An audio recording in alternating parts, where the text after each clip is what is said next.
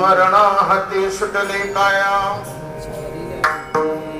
मरणाहते सुटले काया, विचारे या निश्चय नसुनिया गेली खंती सहज स्थिती भोगाचे न देखे झाला श्रम आले वर्म हताई नसुनिया गेली खंती सहज स्थिती भोगाचे तुका म्हणे कैची कीव तुका म्हणे कैची कीव मोठे जीव निराळा नासुनिया गेली खंती सहज स्थिती भोगाचे पांडुरंगा करू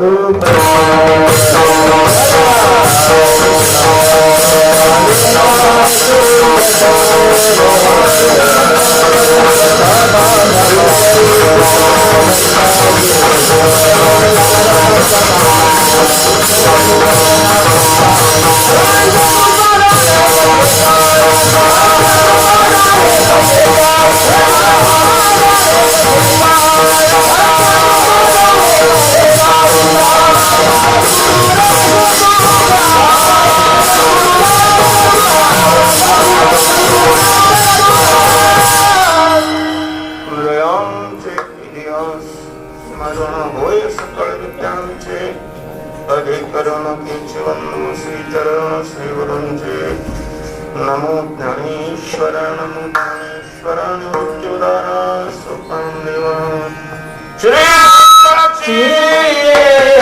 माता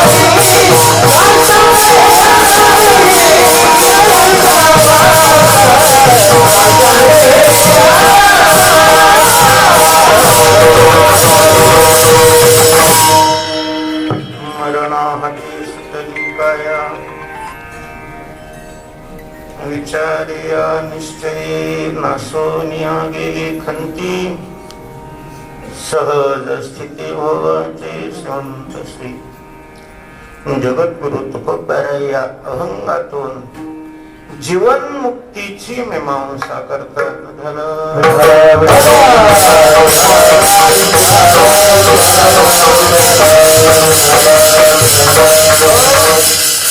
परमपूजनीय प्रातस्मरणीय वैकुंठवासी भोलेबाबांचं 11वं पुण्यस्मरण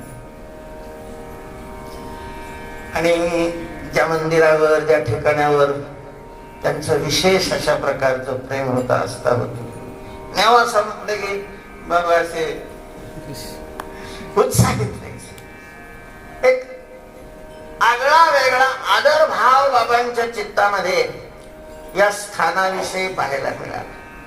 परमपूजनीय वैकुंठवासी मुंशी बाबांचा आणि त्यांचा एक खूपच अगदी जवळचा त्यांचे प्रतिनिधी म्हणूनच ते संस्थेमध्ये असायचे किंवा अशा या स्थानामध्ये ज्ञानोबा पदस्पर्शाने अत्यंत पवित्र असलेल्या या स्थानामध्ये आणि त्यांच्याच बालकाकडून हे सगळे त्यांचीच काय बालक आहे, छान आहे, गोड आहे, बालकाची इच्छा अशीच पूर्ण करत राहावी ही ज्ञानोबाईंच्या चरणी अपेक्षा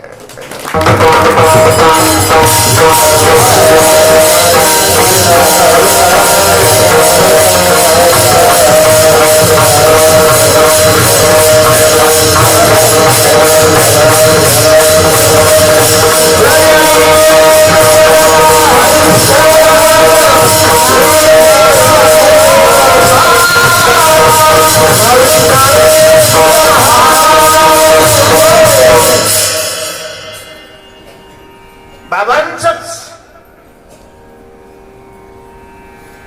मनोगत व्यक्त करणारा हा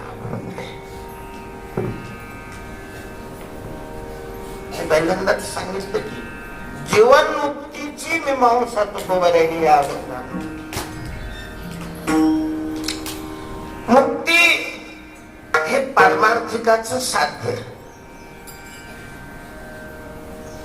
गळ्यात माळ घालायची, पंढरीची वारी करायची, ज्ञानेश्वरीचं पारायण करायचं, भजन कीर्तन नामस्मरण ध्यान धारणा ही कशा करता करायची?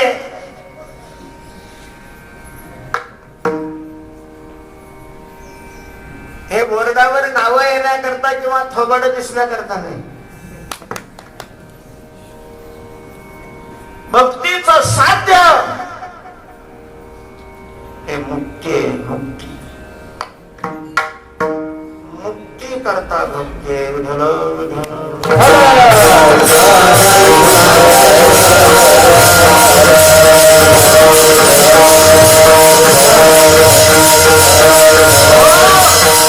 आपण मुक्त होत असू वा मुक्तीच्या दृष्टीनं अग्रेसर होत असू तरच आपल्या परमार्थाला काही अर्थ आहे, अन्यथा निरर्थक आहे जीवन आमचं.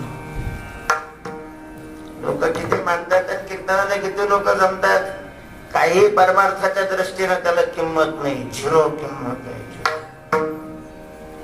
जो मानितो देईल काही, न मानितो देईल काही. परमार्थिक नजरेतून परमार्थाच्या चष्मेतून जर पाहिलं तर याला काही किंमत नाही.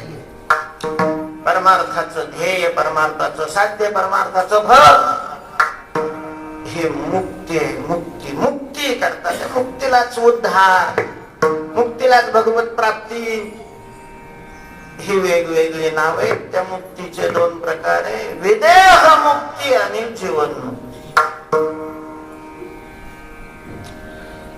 देह पातानंतर प्रारब्ध संपून देह पडलेला आहे, त्यानंतर मिळणारी मुक्ती त्याला विदेह मुक्ती म्हणतात. विदेह स्थिती वेगळी आणि विदेह मुक्ती वेगळी.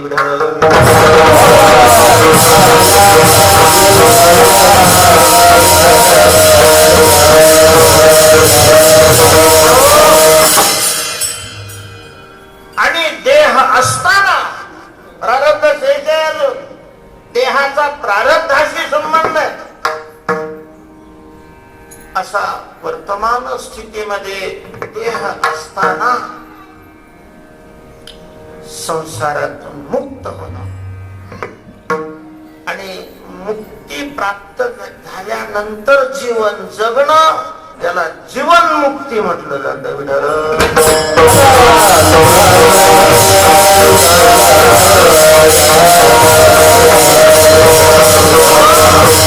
आणि ही परमार्थाची खरी मस्ती आहे.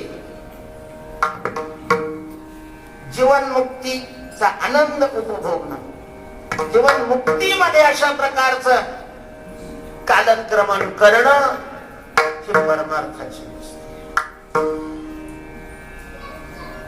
तस एखादं मूल आहे,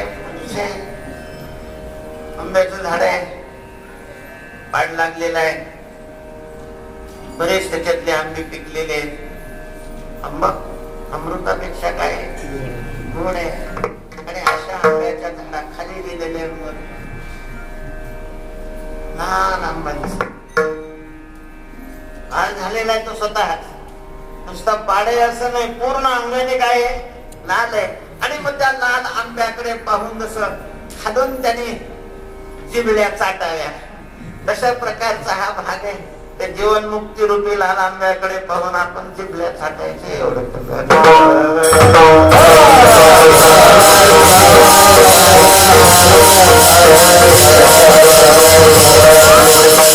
सत्यस्थिती ज्यांनी अनुभवलेली आहे त्यांच्या वर्णनाकरता याच्याशिवाय दुसरं काय आहे? नाहीतरी आपण संतांच्या अनुभवाचा अनुवादच कीर्तन तोच करावा. तेव्हा भक्तीची मस्ती म्हणा, जीवनमुक्ताची स्थिती म्हणा, किंवा भोलेबाबांचं वर्णन म्हणा, त्या अभंगात तुकोबारे करतात.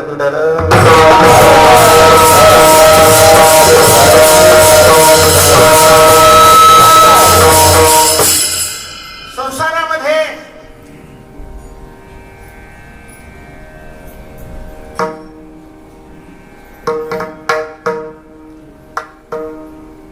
संसारामध्ये खूप मोठी माणसं आपल्याला पाहायला मिळतात. संसारातली मोठी आहे. संसारातही मोठी माणसं आहेत नाही असं नाही. पण संसारातली मोठी परमार्थातला छोट्यातला छोट्या माणसापेक्षा संसारातली मोठ्यातली मोठी माणसं फार छोटी असतात.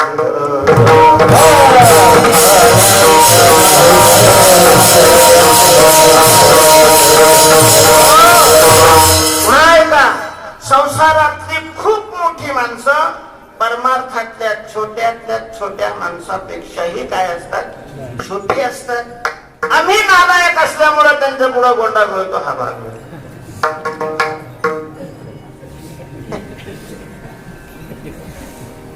व्यवहार म्हणून पंच माणसात जावं लागतं.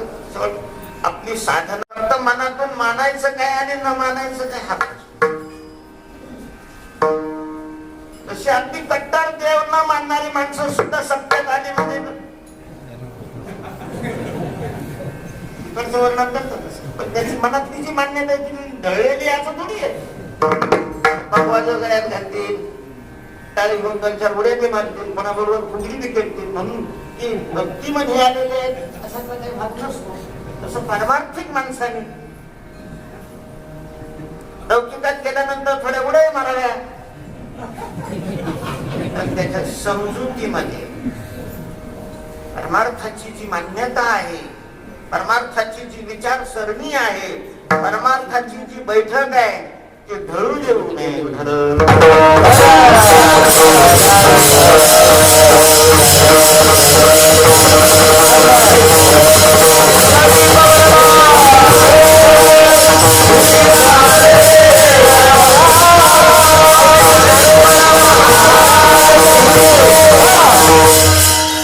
जीवनमुक्त हा परमार्थातला श्रेष्ठ आहे, व्यवहारातला नाही. या तात्या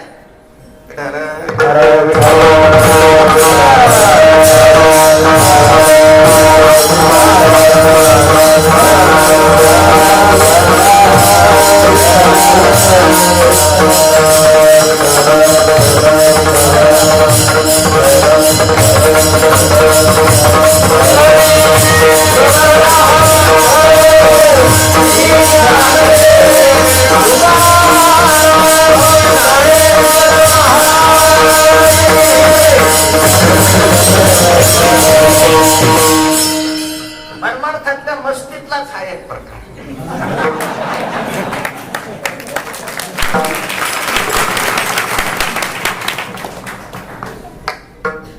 दंडवत चरणावर तात्या आपल्या विषय हा चालू होता की या अभंगामध्ये तुकोबारायांनी जीवनमुक्तीची मीमांसा केलेली आहे. मरणा हाती सुटली काया, जीवनमुक्ती ते परमार्थाचं. आमचे वारकरी संप्रदायातली सगळी संत मंडळी हे या जीवनमुक्त अवस्थेवरची. मग ते कान धरून उड्या मारत असले, देवा पुढे थोबडीत मारून घेत असले तरी तीही मस्तीच. मारून घेणं हे सुद्धा कसं आहे मस्तीतले मस्तीत. रात्री सांगितलं होतं की एकांतात असताना मग हे देवाशी बोलत राहत लोकांपुढं मग कान पुढे म्हणते पण रंगा त्याला आपलं दमकं कुठतरी बोलले एकांतात मग म्हणतात ए पांडू इकडे लक्ष देत आम्ही उड्या मारतो म्हणजे तुला मोठा आहे असं नको स्वतःला समजून घेऊ. मस्ती परमार्थातली काय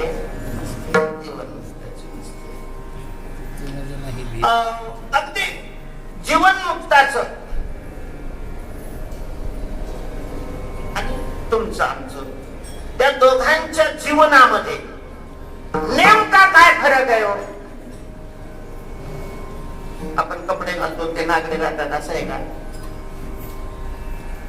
एक संप्रदायामध्ये राहत असतील त्यांचे नियम स्वभाव वेगळा.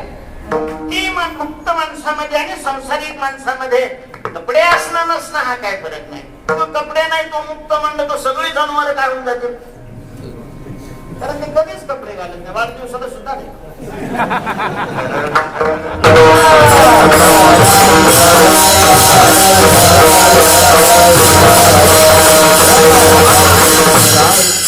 आर्थिक परिस्थितीमध्येही काही फरक नाही. बौद्धिक शैक्षणिक संस्था याच्यात अवच्छेद काही त्याला जुळत नाहीये. मुख्य काय फरक आहे? अभंगाच्या दुसऱ्या चरणाचा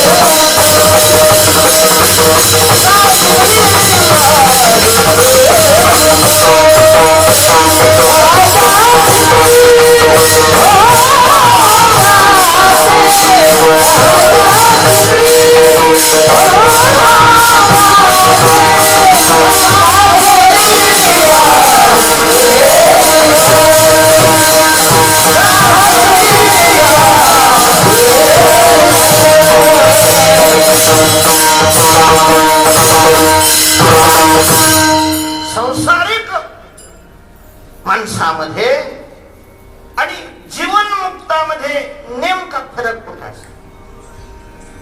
तो फरक हा असतो. खूप संसारामध्ये मोठी माणसं आहेत त्यांच्या मोठेपणात ती जीवनही जगतात.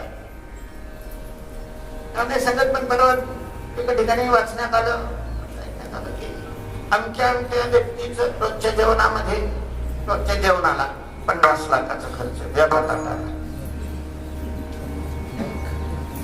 एका दिवशीच्या एका वेळेच्या भोजनाचा खर्च किती आहे? 50 लाख रुपये. त्यांच्या स्थितीला ते अवश्य काही असतं तेवढा ते खर्च करतातही करू शकतात. त्यांची तशी आवड काय असते सगळं.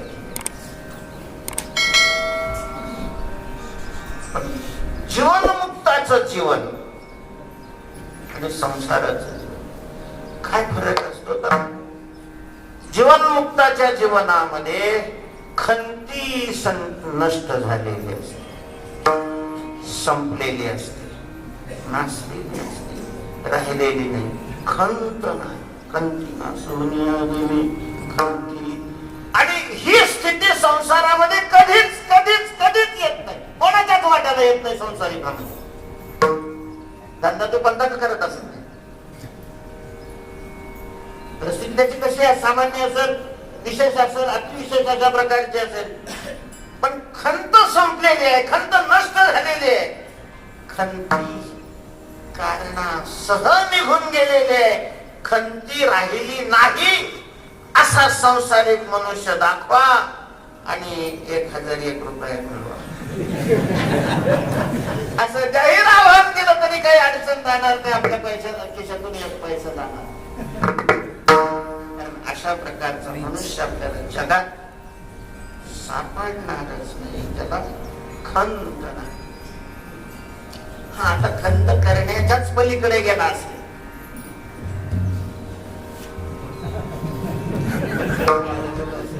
परिणाम झाला असेल जीवनमुक्त महात्म्यांच्या जीवनातली खंती. पण खंती म्हणजे काय हो? हीच खंत आहे.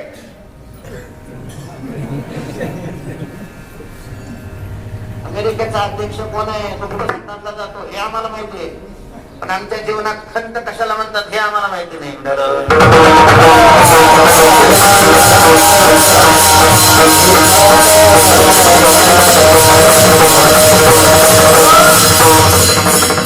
शब्द वापरलाय महाराज तुकोबरेने. त्याच्यामध्ये कोणकोणते घटक येतात खूपच विस्तार केला तर नासोनिया गेली खंती याच्यावर ग्रंथ तयार होईल. वेगळी पीएचडीचा अभ्यास करायचा असेल तर त्यांनी या चरणावर करावा. नासोनिया गेली खंती. खंत तुम्ही खंतीला चिंता म्हणा, खंत शब्दाचा अर्थ काळजी म्हणा, खंत शब्दाचा अर्थ उद्विग्नता म्हणा, खंत शब्दाचा अर्थ खूप मिळावायचं वाटतंय मिळत नाही म्हणा, खंत शब्दाचा अर्थ पळावं वाटतंय पळता येत नाही म्हणा, खंत शब्दाचा अर्थ खूप पळून हातात काहीच पडत नाही म्हणा. सगळ्या प्रकारचे अर्थ खंत शब्दामध्ये. आपल्या जीवनामध्ये सगळं करून सुद्धा शेवट काय उरत? एखादा रिटायर झालेला असेल, मोठ्या पदावर काम करून आणि चांगल्या प्रकारचं प्रामाणिकपणे काम करून, हरामखोरीपणा करू नये. तसे आता उदाहरणं कमी आहे सापडायला. चांगल्या पदावर आहे आणि प्रामाणिकपणे त्यांनी काय केलेलं आपल्या क्षेत्रात नाही राहिलं तर त्या क्षेत्रात, आपल्या क्षेत्रात अभावाने अशा प्रकारचे मंडळी दिसतात प्रामाणिकपणे त्यांचं काम करतात. जो कोणी खूप त्याच्यावर वाटण्यासाठी आले संसार खरं तर हे पहिली आता नावं बदलून टाकायला पाहिजे. नगरसेवक ही नावं बदलायला पाहिजे आता, कारण ते शोभत नाही.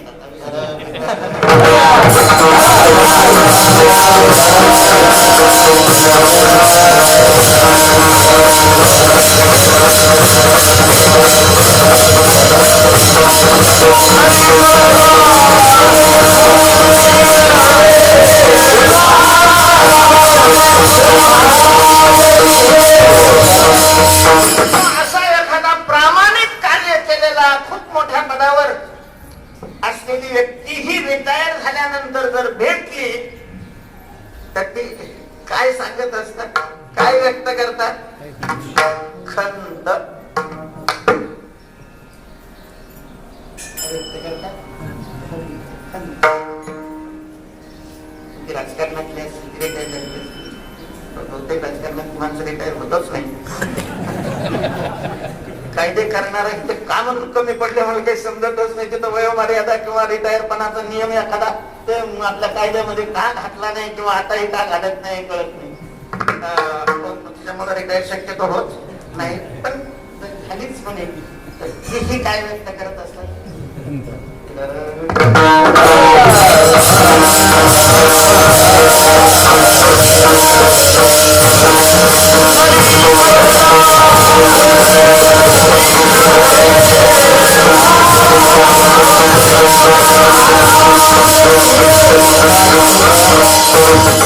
खूप काय असून सुद्धा सपक चेहरा दिसला की समजायचं त्याच्यात काय. कोणाविषयी असेल, पराविषयी असेल, नोकराविषयी असेल, बायकोविषयी असेल, बापाविषयी असेल, भावाविषयी असेल, समाजाविषयी असेल, कोणाविषयी आणि ही खंत ज्यांची कारणासह नष्ट झालेली आहे त्याचं नाव आहे जीवनमुक्त. म्हणून आमचे गेले बाबा नेहमी त्यांचं वाक्य असतं, करून संपत नाही त्याला संसार म्हणा. किती नेहमीच वाक्य असायचं, किती हे केलं तरी जो संपत नाही त्याचं नाव संसार आहे. आणि करून जो संपतो त्याचा संपल्यानंतर पूर्ण झाल्यानंतर मग खंत करायचा काही प्रश्नच नाही. खूप करून सुद्धा जे करायचं ते होत नाही हे लक्षात येतं आणि मग जी खाली शिल्लक राहते तिचं नाव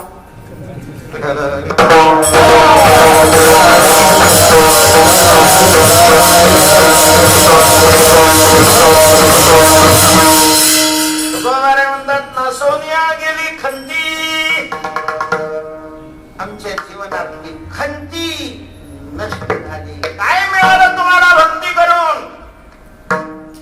अरे भक्तीचं हे फल आहे, भक्तीचं हे फल आहे की जीवनातली खंत नष्ट होते. ज्याने बिनचूक परमार्थ केला असा असतो. काय माहिती म्हणजे तुकाराम महाराजांनी काही काही ठिकाणी फारच मार्मिक अशा प्रकारच्या तुकोबारे म्हणतात तसं डोळ्यामध्ये लहानसा कण सुद्धा डोळ्यामध्ये तैसा करून अणू एवढा कण सुद्धा सपाटला जात नाही. तसं भक्तीमध्ये अणू एवढा दोष सुद्धा चालत नाही हा त्याचा अर्थ आहे. भक्ती काचेचं म्हणजे फारच जर फलापर्यंत न्यायची असेल भक्ती, फला करता करायची असेल भक्ती, फल असेल आपल्या समोर, मुक्त व्हायचं असेल भक्ती करून, तर डोळ्यात तेल घालून अगदीच सावध राहून भक्ती करावी लागते. काय दृष्टांत आहे महाराज, ते दृष्टांत ऐकल्यानंतर कसं तरीच होतं, असं वाटतं की आपण कुठे त्याच्याशी आपण तुलना केली तर आपलं एक चांगलं आहे, आपण त्याच्याशी तुलनाच नाही. कथा म्हणून सांगतो. सेना महाराजांच्या चरित्रामध्ये एक कथा सांगितली जाते. निष्काम निष्ठावंत सेवा करणार आणि मग रात्रंदिवस भगवंताची सेवा करायची आणि काहीच घ्यायचं नाही.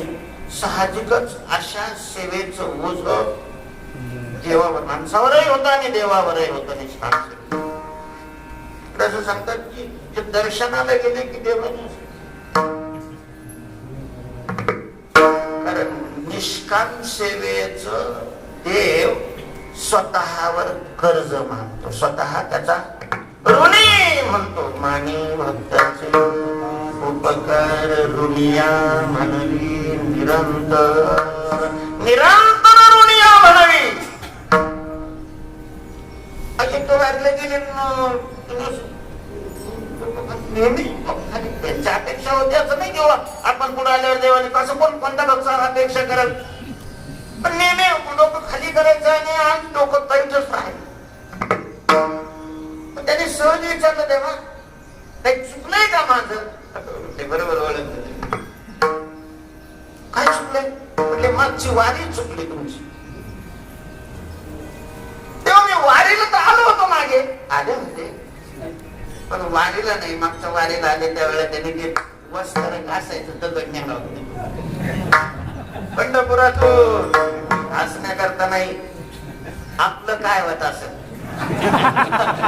ते सांगायला लागली कथा. त्यांची कथा सांगणं सगळ्यांनाच पाहिजे. नुसता दगड पैसे देऊन तोही म्हणजे आम्ही वारीला आलोय म्हणजे सगळ्यावर उपकारच करत कुठं बसले की सांगा ते उपकार त्यांच्या बापाने सगळं ठेवत आहे तिथं. तू वारीला चालला लोकांवर उपकार करायला चालला काय? आम्ही भजनं करायची, कीर्तन करायचे, सत्य करायचे म्हणजे काय जगावर वरवटा फिरवायलाच का?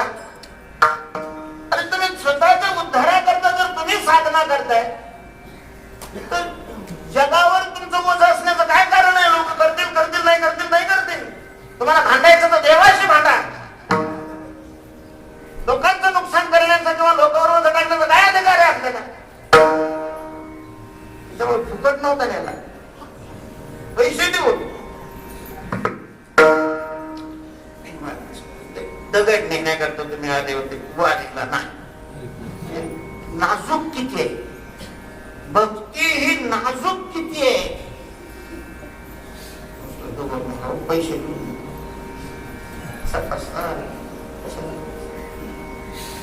दुसऱ्या वारीला तुझं वेळ घेऊन आलो, हे पण त्याला वाळ म्हणतात महाराज. पुन्हा पांडुरंगाकडे पुन्हा हा ताटच ठेवून देवा. आता काय झालं, ही वारी चुकली, आता तुझ्या समोर आहे देवा दगड टाकण्याकरता. असं नका. या कथा कोणी निर्माण केली, प्रत्यक्ष घडलं, तर त्याचं गांभीर्याचा विचार. भक्तीत एवढंही सहन होत नाही. आलेलं असेल असं की डोळ्यामध्ये जायचा अनुकनो, पण जर तशा प्रकारची चोख भक्ती घडली आपल्याकडून तर मात्र भक्तीचं फल मिळतं आणि भक्ती करून संपते. भक्ती करून संसार संपतच नाही. संसारातून रिटायर झालेला मनुष्य बालवाडीत सुद्धा नसतो, त्याला अजून जायचं असतं बालवाडीत. रिटायर झालेली माणसं बालवाडीच्याही लायकीची राहिलेली नसतात, त्याला पुन्हा पहिल्यापासून सुरुवात करावी लागते.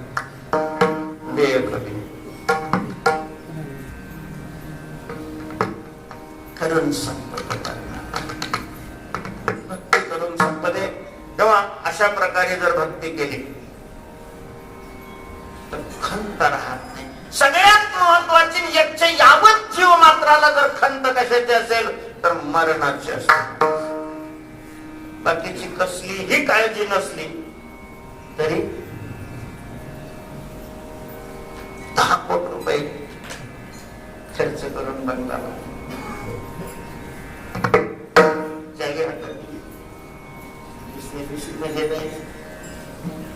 मोठ्या थाटामाटामध्ये सगळ्याला घेऊन आलेला असणारा नौकर मध्ये चाललाय सांगितलं साहेब थांबा, जहरीला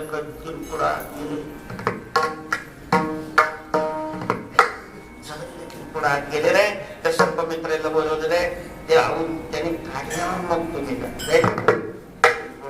त्यांना काही खर्च केला का पैसा पडलेला 10 कोटी रुपये मी खर्च केलेले, त्याला त्याच्याकरता गेलेले आहे का?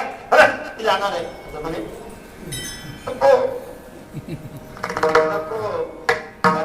मरणाची काळजी, मरणाची चिंता सगळं. आणि संसारात जेवढी मोठी असतात त्यांना तर जास्त चिंता हे जिहड दर्जाच्या सुरक्षा. हे खडी फोडणारला थोडे असतात. त्याला काही मरणाची काळजी नाही असं थोडी आहे, त्यालाही असते, त्याच्यापेक्षा जास्त इकडं असते मरणाची. जीवनमुक्तीमध्ये मरणाचीही खंत राहिलेली नाही. का भंगाचा प्रथम